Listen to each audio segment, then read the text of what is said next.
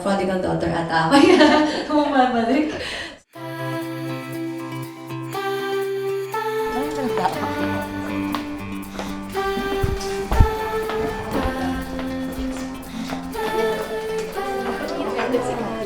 Lahat kaya mo. We've seen your versatility and your audience appeal, and we're very happy that you have shared your talents with GMA.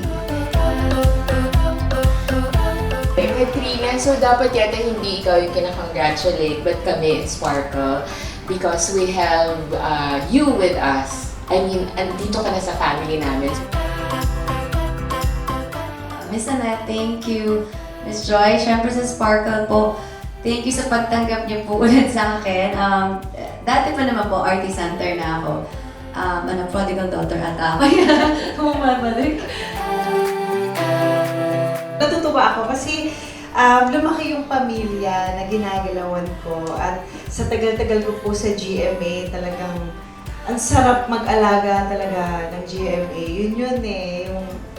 At excited po ako sa bagong chapter. Sabi nga ni Lulu, excited ako sa bagong chapter ng buhay ko.